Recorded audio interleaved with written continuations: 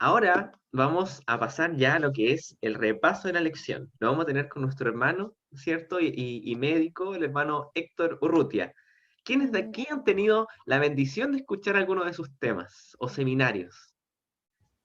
Eso, amén, amén. Qué alegría que ha tenido harta difusión. Estamos muy contentos. Nuestro hermano Héctor, él es chileno, producto chileno, Made in Chile. Estudió teología en la Universidad Dentista, hizo un máster en teología en la Universidad del Plata, estudió medicina en la Universidad del Plata, egresó, y ahora está trabajando acá en Chile, en Chihuayante, lo que es una comuna del Gran Concepción, está en un CESFAM. Él es casado con nuestra hermana Sandy Guíñez y es padre de Naguib y Gabriel. Así que con ustedes dejamos a nuestro hermano para que nos acompañe con esta palabra del Señor. Gracias por el cariño. Bueno, vamos a repasar la lección y el título fue hecho para este día.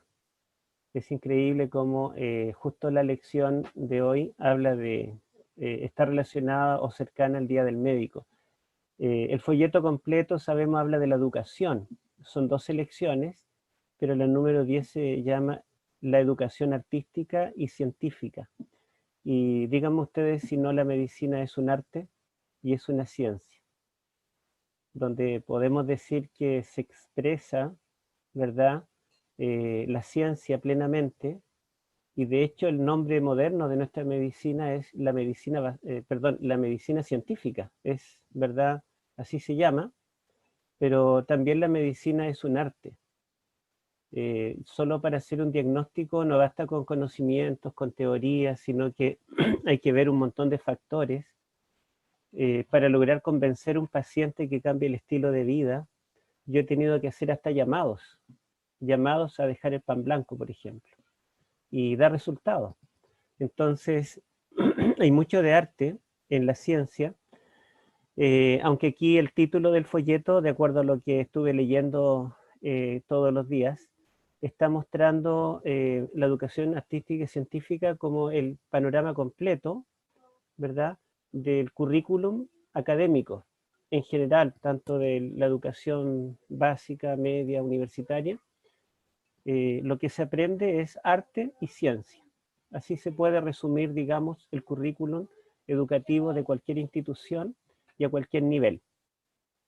Pero también nosotros seguramente nos hemos dado cuenta que se pone como un contraste entre el arte y la ciencia. En esa canción yo no sé quién la canta porque sé muy poco de música, pero cuando dice será un ingeniero, dice el abuelo, un gran arquitecto, un artista, será un bohemio, etc. Generalmente se piensa que un artista se muere de hambre, va a ser bohemio, en cambio un científico va a ser alguien serio, va a ser alguien que va a tener grandes logros en la vida. Y bueno, entonces se ponen como un contraste. También el arte se ve como algo ya subjetivo completamente, ¿cierto? Para mí una pintura puede ser hermosa y para otra persona puede ser horrible. Entonces, el arte es como un sinónimo de subjetividad. En cambio, la ciencia pretende por lo menos ser lo más objetiva posible. Así que estas dos palabras se colocan como un contraste. Y muchas veces cuando se estudia el Génesis, he leído varios comentarios de teólogos y científicos acerca del Génesis, los primeros capítulos, y, y algunos, ¿verdad?, conservadores, dicen que en el libro del Génesis, los primeros capítulos, podemos obtener información científica acerca del origen de todas las cosas. Pero hay otros que dicen que Génesis, los primeros capítulos, es netamente artístico, es poético. Allí no debemos buscar información científica, sino que debemos detenernos en el estilo literario, y es prácticamente como algo que debemos buscar un significado. Esto está algo así como en parábolas, y tenemos que tratar de buscar más que información, debemos tratar de encontrar la intención del autor y la belleza que quiso colocarle a algunos le llaman el poema de alabanza al creador. Génesis 1 sería como un poema donde Dios, se alaba a Dios como el creador, pero en ninguna manera podemos confiar en que la forma o la descripción que da tenga validez. Bueno, y me he dado cuenta que la mejor herramienta para demostrar la veracidad del Génesis, veracidad histórica y científica, es justamente la medicina. Por ejemplo, en este tema de la pandemia, repasando un poco cómo la ciencia médica ha enfrentado las pandemias a lo largo de la historia, hay cosas muy chistosas porque, por ejemplo, uno de los grandes médicos del siglo XVI decía que para evitar contagiarse en la peste bubónica no había que mirarse los ojos, porque la peste bubónica se contagiaba por mirarse los ojos. Otro gran catedrático de una universidad de París decía que la peste bubónica había nacido por un terremoto que había habido en Italia, donde se abrió algunas placas geológicas y subió humo del infierno, que estaba contaminando el aire, el humo del infierno, entonces la gente se enfermaba y moría.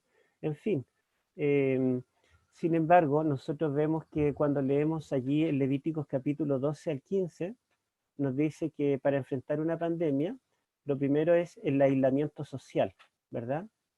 Después, usar barbijo o mascarilla. En tercer lugar, el lavado de manos, cambio de ropa y también la cuarentena, que en realidad la palabra cuarentena la adoptó un papa en el siglo XVI, justamente de Levítico 12, cuando dice que la mujer en el puerperio debe estar 40 días, ¿verdad?, en su hogar y con algunas características especiales mientras se recupera, vuelve al estado anterior, pero en realidad Levíticos capítulo 14 y capítulo 13 hablan de 7 o 14 días de cuarentena para una persona que contrae una enfermedad infecciosa. Bueno, en fin, todas las medidas modernas para enfrentar una pandemia nosotros las tenemos en la Biblia. Y eso nos da confianza para creer que la información bíblica, aunque esté en un contexto ritual, en un contexto teológico, en un contexto salvífico, tiene información científica confiable y que nosotros podemos usarla todavía. Dentro de los colegas, acá en el Cefam hay unos 20 médicos y hay una doctora que es, aparte de ser médica, ella también es naturópata. Y ella tenía en Viña del Mar una especie de clínica en la cual atendía con métodos naturales. Ella tiene ideas media hindúes, así como bien raras. Entonces, y como vino la pandemia, se quedó sin clientes y tuvo que buscar trabajo y llegó acá. El tema es que ella el otro día conversando un poco, decía, se ha descubierto que la mayoría de las enfermedades tienen cura a través de una dieta vegetariana. Y yo le dije, sí, la dieta bíblica. No, me dijo, en la dieta bíblica no es así, me dijo, se come bastante pescado, me dijo, se come el cordero pascual. Y bueno, yo le expliqué un poquito que la dieta vegetariana viene de la Biblia, de Génesis, y le expliqué por qué motivo Dios permitió la carne. Sin embargo, le mostré allí en Levítico 7, donde Dios prohíbe la grasa saturada. Entonces, ella quedó impresionada. Dijo, no, pero si esto lo habían descubierto los hindúes. No, le dije, está en la Biblia y está hace 3.500 años atrás registrado. Entonces, fíjense ustedes cómo la Biblia es muy sólida en cuanto a ciencia y también hermosa en cuanto a arte. Interesantemente que Génesis es uno de los libros más bellos literariamente. El doctor Jacques Duchamp hizo su tesis doctoral en la estructura literaria del libro del Génesis y muestra toda la belleza de las distintas figuras literarias, está saturado de arte. Incluso el doctor Duchamp cuenta las palabras de cada versículo y uno va viendo cómo la cantidad de palabras tiene relación con el contenido y está todo, pero fríamente calculado. Conversando con un amigo que es científico en Chile, tiene un doctorado en física, él decía que eh, el universo es impactantemente artístico. Él dice que todo está como finamente diseñado, cada detalle, cada cosa en el universo. Y yo creo que nosotros hemos visto lo mismo en la fisiología humana, por ejemplo, en la histología, a través del microscopio, todo lo que estudiamos, ¿verdad? Lo que tenemos que estudiar en el área de la medicina, nos maravillamos en algún momento de la belleza de la creación de Dios. Nuestro cuerpo es una verdadera maravilla.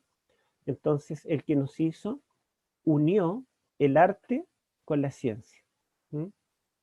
Y yo quiero comenzar con una cita de un libro que apenas me lo puedo, yo creo que todos ustedes lo conocen, el libro de patología de Robin y Cotran. La verdad es que este libro fue uno de los libros que leí completo cuando estudié medicina, un poco por la presión, porque había que probarlo, pero por otro lado, porque este libro me fascinó desde que lo comencé a leer y lo subrayé entero, y en la página 960, la primera página del capítulo 20, donde habla del riñón, el primer párrafo dice así: ¿qué es el hombre sino una máquina ingeniosa concebida para convertir con infinita astucia el vino tinto de Shiraz en orina? Así se expresó el narrador en los 7 cuentos góticos de Isaac Dinesen. Un libro de patología comienza un capítulo con un poema. Continúo. Con más exactitud, aunque menos poéticamente, los riñones humanos sirven para convertir cada día más de 1.700 litros de sangre en aproximadamente 1 litro de un fluido concentrado altamente especializado llamado orina. De este modo, el riñón excreta los productos de desecho del metabolismo, regula con exactitud la concentración corporal de agua y sal, mantiene un adecuado equilibrio de ácido del plasma, actúa como un órgano endocrino, secretando hormonas tales como eritropoyetina, renina y prostaglandinas. Los mecanismos fisiológicos que el riñón ha adquirido para cumplir estas funciones requieren un alto grado de complejidad estructural. Solo por leer parte de este libro de medicina, al leer completo el libro uno se da cuenta que detrás hay una creencia en la evolución, en los millones de años que venimos del mono, pero el autor de este capítulo se maravilla por lo increíble que es el riñón humano. Es impactante. Y cada órgano que nosotros podemos estudiar, nos maravillamos cómo el creador tejió el arte, la belleza, la estética, la perfección, la simetría, junto con la funcionalidad, la ciencia digamos, y todo lo que nosotros sabemos en relación a este órgano o a cualquier otro. Bueno, yo les dije que no hice diapositiva, pero mientras cantaban el himno, busqué en hebreo el versículo de memoria, que es el Salmo 19.1, y justamente me encontré con esto, que es el arte. Acá es la única diapositiva que tengo, así que no voy a compartir mucho más, pero quiero mostrarlo. Acá, a ver si logro abrirlo. Ahí está el texto en hebreo, se los muestro. Bueno, ahí dice literalmente, digamos, los cielos, los que cuentan la gloria de Dios, y la obra de su mano narra el firmamento. Es una traducción bastante literal. El Salmo 19 es un poema, y lo primero que se hace en un poema, en cada verso debemos contar la cantidad de palabras. Y aquí tenemos 8, ¿verdad? Y este verso tiene 2 hemistiquios que se llaman, de 4 palabras cada uno. Y quiero avanzar a la siguiente. Tiene 2 mitades. y curiosamente forman lo que se llama un quiasmo, un paralelismo invertido. Es un paralelismo sinonímico donde cada verso repite lo mismo en el siguiente, pero con palabras diferentes.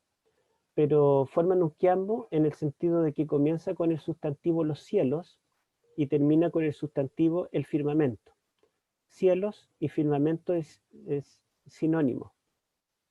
Ustedes dirán cielos está en plural y firmamento está en singular. Lo que pasa es que en hebreo no existe la palabra cielo en singular.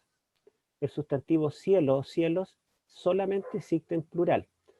Pero este sustantivo cielos es paralelo, sinonímico con firmamento. Después tenemos un verbo que significa narrar como quien le está contando una historia a un niño, ¿verdad? Le está contando de forma lo más pedagógica, lo más ilustrativa, una historia. Y acá tenemos digamos, en paralelo el verbo nagad, que es el verbo relatar. No es decir ni hablar, sino que relatar, contar.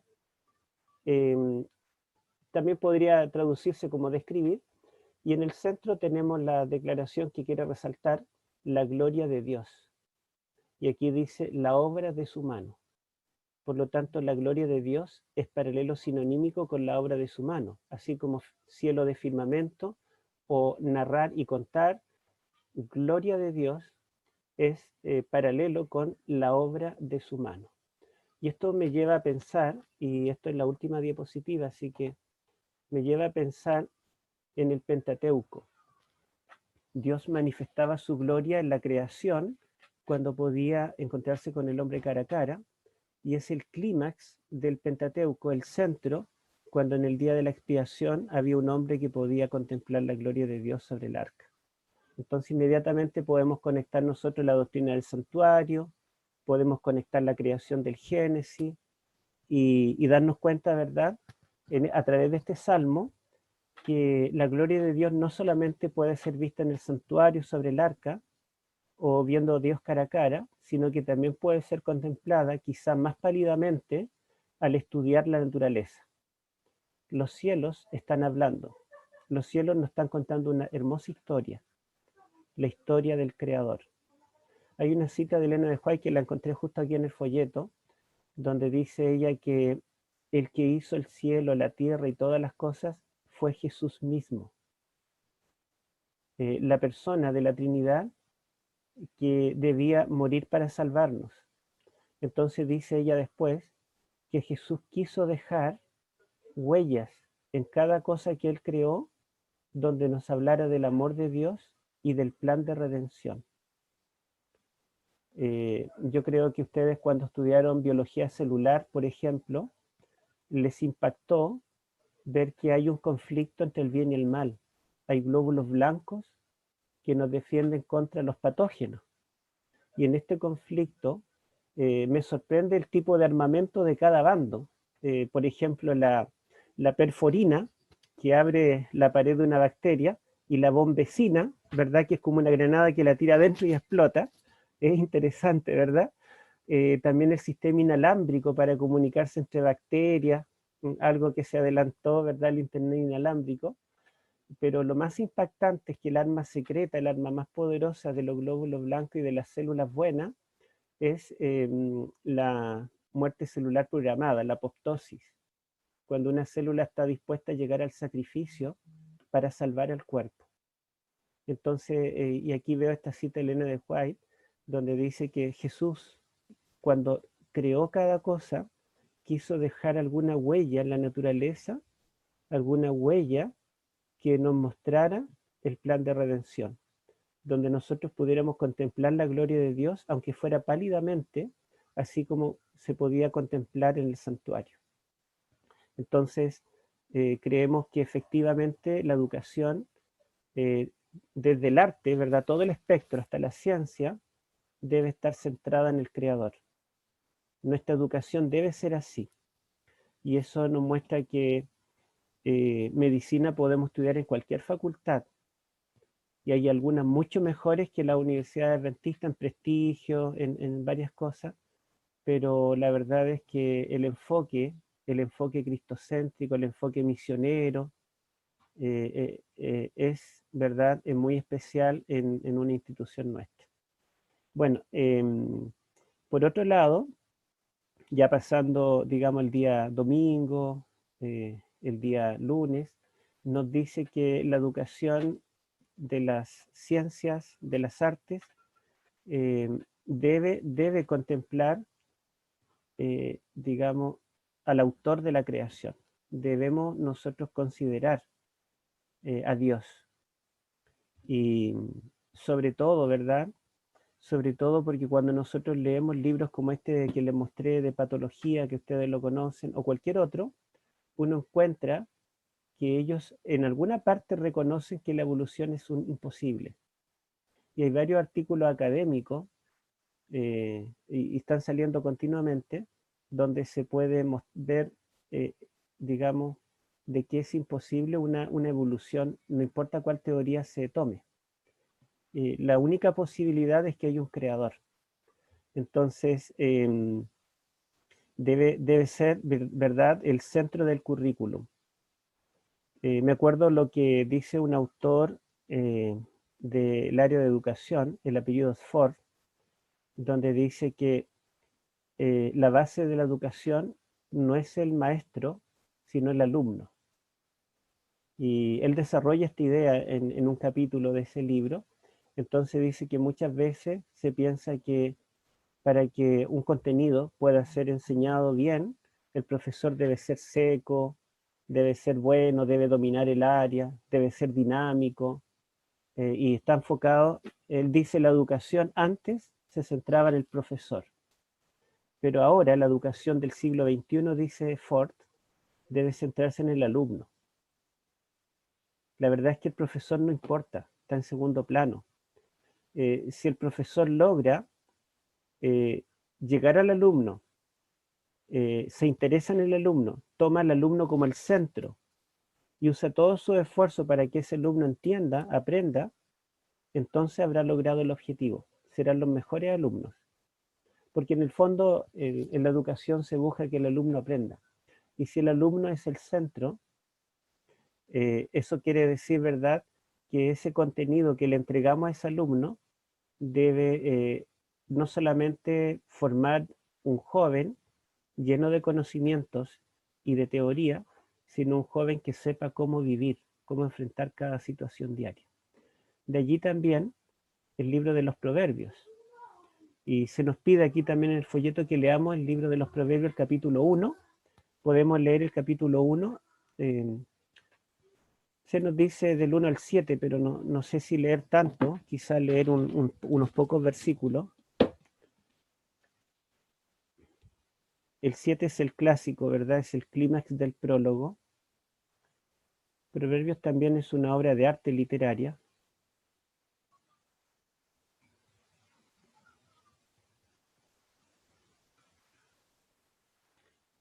El capítulo 1 de Proverbios, y bueno, como es una escuela sabática y tenemos que compartir, quizá alguien podría leer algunos versículos. Quiero que leamos mejor del 1 al 7 porque quiero resaltar algunos puntos. A ver, Sebastián Quinteros, ¿tú podrías leer Proverbios 1 del 1 al 7?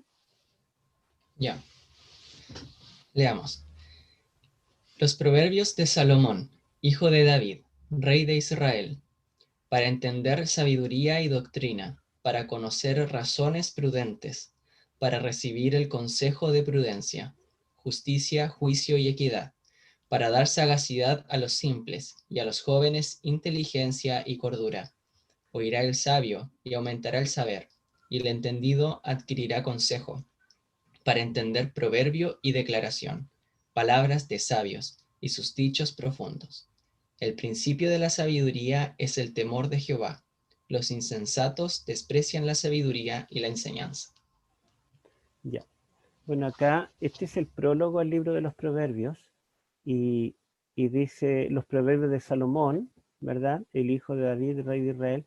Y después hay varios fíjense, para entender, para conocer, para recibir, para dar sagacidad, para entender, perdón, hay muchos paras, Y eso significa que está enunciando el propósito del libro. ¿Para qué escribe este libro Salomón? Para esto, ¿verdad? Para dar sabiduría al necio, al ingenuo, para aumentar el saber de los que ya saben. Y cuando nosotros estudiamos todo el libro de Proverbios, me acuerdo cuando llegué a la iglesia adventista y tuve contacto por primera vez con una Biblia, yo tenía 16 años, y dije, un libro que habla de sabiduría. Aquí deben estar todas las fórmulas matemáticas, los secretos para entender el universo, y dije, tengo que leerlo. Pero nunca encontré datos científicos en la forma como nosotros estamos acostumbrados hoy en día, sino que encontré que aquí enseña cómo librarse del vino. No mires el vino cuando rojea, no juntarse con malas juntas, ¿verdad? No seguir el camino de la mujer ramera, poner cuchillo a la garganta, ¿verdad? Cuando tenemos mucha hambre, y cosas tan, digamos, cotidianas, cosas tan comunes, que yo dije, aquí no hay nada de sabiduría. Pero la verdadera sabiduría es una sabiduría vivencial, artesanal, una sabiduría cotidiana. Cuando somos sabios en las cosas comunes, en las decisiones que tomamos, ¿verdad? En las amistades que tenemos, en lo que como, cómo me visto. Cuando somos sabios en estas pequeñas cosas, realmente somos felices. ¿Mm? La mayoría de la gente que nosotros consideramos como exitosos son personas no felices, y muchos terminan suicidándose, incluso grandes médicos. ¿Mm? Y en Argentina nos contaron la historia de algunos médicos exitosos, ¿verdad? Famosos, millonarios, que terminaron suicidándose. Entonces, la sabiduría que nos da felicidad, la sabiduría que realmente nos da un éxito. Yo me siento exitoso por tener una esposa y 2 hijos que están en la iglesia y que aman a Dios aunque yo no esté. Cada uno ahí está en su clase de escuela sabática, y ya para mí eso es éxito. Quizá no tengo casa propia, hay muchas cosas que no he logrado todavía, pero, pero no es tan importante, ¿verdad? Como tener una familia bien cimentada, que amen a Dios y que quieran servirle. Y esto es lo que nos enseña Proverbios. Ahora, cuando dice en el versículo 7, el principio de la sabiduría es el temor a Jehová, está mal traducido. Yo no sé si alguien tiene una versión distinta, pero aquí no dice sabiduría. La palabra sabiduría en hebreo es jokmah, pero no está. Aquí la palabra hebrea es yadá, que literalmente significa ciencia. El principio de la ciencia es el temor de Jehová. Así debiera traducirse literalmente este versículo. Y estoy seguro que alguna versión en español debe tener la traducción correcta. No sé si alguien tiene alguna versión que diga así, pero esa es la palabra hebrea original, yadá, no es jokmah. ¿No lo tienen? ¿Sí? A ver, Sebastián. Sí, aquí yo tengo la Biblia de Jerusalén, que ¿Ya? es bien buena la traducción como literal, y dice, el temor de Yahvé es el principio de la ciencia. Los necios desprecian la sabiduría y la instrucción. Muy bien. Bueno, esa es la traducción correcta desde el hebreo. Entonces podemos darnos cuenta que el principio de la ciencia es el temor de Jehová. Entonces, todos ustedes, ¿verdad? Que yo veo que la mayoría son más jóvenes que el doctor Jorge y yo, sobre todo que yo. Ustedes pueden descubrir grandes cosas, pueden ganar premios Nobel perfectamente, teniendo como base que hay un creador. ¿Mm? Me acuerdo en un libro que se llama En 6 días, en inglés, y creo que ahora está en español también. Hay un famoso científico canadiense que hizo un gran descubrimiento, y resulta que él era algo que nadie podía descubrir hasta que él se acordó de la Biblia y aplicó lo que dice la Biblia para tratar de descubrir aquello, y encontró la respuesta científica al dilema. El problema era que En Canadá, en la década de los 60, se estaba queriendo masificar el aceite de canola, ya que la canola tiene el mejor tipo de ácido graso para el cuerpo humano, pero en los experimentos, antes de lanzarlo al mercado, los animalitos que alimentaban solo con aceite de canola y sacaban todos los otros tipos de aceite morían jóvenes por una disección aórtica o un infarto. Y decían, pero ¿cómo? Si no consumen grasa saturada y solamente aceite de canola, que es la mejor. Y bueno, hicieron miles de cosas. Entonces los principales científicos, de acuerdo a la teoría de la evolución, dijeron lo más probable, porque lo hacían con ratas, es que como la rata está en un distante evolutivamente del ser humano, probemos con perros.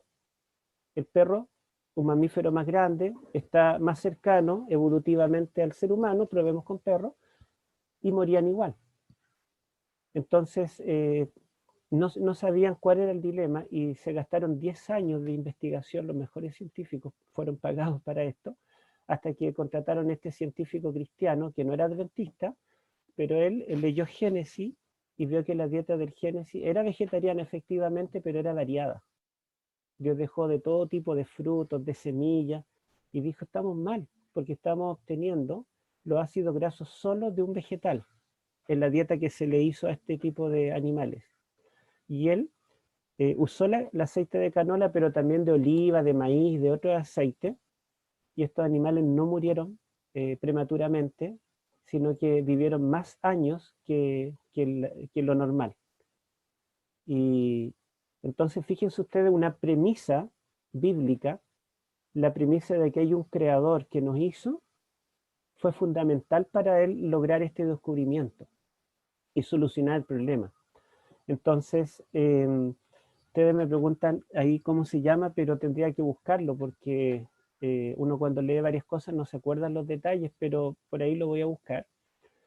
Pero fíjense ustedes cómo nosotros podemos ser recompensados cuando confiamos en lo que dice la Biblia. La dieta del Edén está en Génesis 1:28, no la vamos a buscar, pero el contexto es el día sexto, Génesis 1:26 al 31. Lo primero que dice en Génesis 1:26 es que Dios creó al hombre. Si una persona no cree esa declaración, es difícil que acepte la dieta de Génesis 1:28. Entonces yo cuando hablo con un paciente y le digo que la diabetes tiene cura, por ejemplo, que la hipertensión no es verdad que es una enfermedad crónica que solamente se puede controlar con fármacos y con estilo de vida, sino que yo le puedo decir que es una enfermedad que tiene cura y hay artículos científicos que lo publican. El doctor Needle, que lo conocí en Loma Linda, él escribió un libro, Cómo curar la hipertensión, y otros doctores han escrito Cómo curar la diabetes. Entonces, y la base está en Génesis 1:28, pero resulta que si no cree en Génesis 1:26, que Dios creó al hombre, esa persona tal vez no va a confiar en llevar una dieta como la dieta del Edén, en Génesis 1:26. Y cuando una persona confía en lo que dice Génesis en cuanto al Creador, no va a tener problema en confiar en lo que dice Génesis en cuanto a la dieta. Y por otro lado, para yo aceptar que hay un creador, requiero fe. Y la fe es indispensable para obtener la salud. Y nosotros, los médicos, somos misioneros. Debemos llevar la fe a la gente. Es la mejor forma de evangelizar. Anteayer visité un paciente terminal y la familia me pidió firmar un consentimiento porque no querían que lo derivara a la urgencia, aunque estuviera grave. Ellos dijeron, queremos que muera en casa. Y yo no andaba con consentimiento para que ellos firmaran, pero le regalé el librito de la esperanza que ando trayendo y le dije, mañana en la mañana a las 8 ustedes vayan al CEFAM y firman el consentimiento. Al otro día a las 8 llegó la hija del paciente y me dijo, anoche toda la familia nos reunimos y leímos el librito entero de tapa a tapa. Y estaba muy agradecida. Dijo, ahora estamos preparadas para que nuestro padre se vaya. Entonces fíjense ustedes cómo la fe es indispensable para llevar sanidad o para llevar esperanza en un momento así, ¿verdad? Que cuando ya no hay otra alternativa. Y bueno, también sabemos que el hermano de Juárez nos dice que la meta no es que una persona se sane, la meta no es que todos se sanen, la meta es que tengan vida eterna. O sea, yo podría sanar una persona, pero si yo no le hablo de Cristo y esa persona se pierde por la eternidad, no es mucha la ganancia, ¿verdad? Entonces, no a todos les podemos hablar. Yo sé que, ¿verdad?, hay cuestiones éticas, hay que respetar la religión o la incredulidad de otras personas y debemos ser también prudentes, no debemos hostigar con la religión, pero cuando vemos un espacio, debemos siempre ser astutos y andar buscando la oportunidad para presentar el Evangelio. Debemos usar esa astucia, como Pablo, ¿verdad? Y la verdad es que hay gente, tengo una paciente de 200 kilos, y lo primero que hice, no le hablé nada de Dios porque vi que no era el ambiente, pero le dije, usted puede bajar de peso. Y lloró, se puso a llorar. Dijo, nunca un médico me había dicho que yo puedo bajar. Me dijo, ¿de verdad que puedo bajar de peso? Yo le dije, sí, puede bajar. Y le dije, usted va a comer tal cosa, y le di una dieta, la dieta del Edén. Bueno, me llamó la hija un mes después, me dijo, mi mamá no tenía cuello, ahora tiene cuello. Ella era toda así, una gran papada, y su cuerpo redondo. Me dijo, no la podemos pesar porque no la podemos sacar de la casa, apenas camina, pero me dijo, ahora tiene cuello. Y dijo, ella no lo puede creer. Y ahora se puso más fanática de la dieta que usted le dejó. Solamente quiere comer a los horarios correctos y comida vegetariana, me dijo. Así que fíjense ustedes cómo uno puede llevar fe, esperanza, y bueno, es hermoso ser médico y conocer al Creador. Es dar mucho más de lo que se puede dar, ¿verdad?, solamente como un profesional de la salud. Y al mismo tiempo vemos que la medicina es un arte, ¿verdad? Es un arte, es algo hermoso, y ustedes tienen esta herramienta en sus manos, es un privilegio, y algún día van a poder salvar a mucha gente, y no solamente salvarlas físicamente, sino salvarlas por la eternidad. Que Dios les bendiga, y bueno, gracias por darme la oportunidad de compartir esta escuela sabática, este repaso. Perdón porque no hice hablar a nadie, pero bueno, espero que podamos sacar alguna lección y practicar y creer lo que se nos dice, lo que nuestra iglesia nos ha enseñado. La verdad es que es tremendo lo que tenemos en nuestras manos, es una gran bendición. Amén, amén, muchas gracias, mi hermano. Yo creo que estamos todos contentos, nos sentimos muy bendecidos de que el Señor lo haya utilizado para tomar la escuela sabática esta mañana. De verdad, y estoy Gracias. anonadado. Qué hermoso, qué hermoso. Así es tremendo la verdad, cuando uno pone bien el foco donde corresponde, en nuestro Creador, cómo nosotros podemos proyectar lo que el ser humano puede hacer por otros y también lo que puede suceder en la vida de las personas cuando tienen a un Salvador.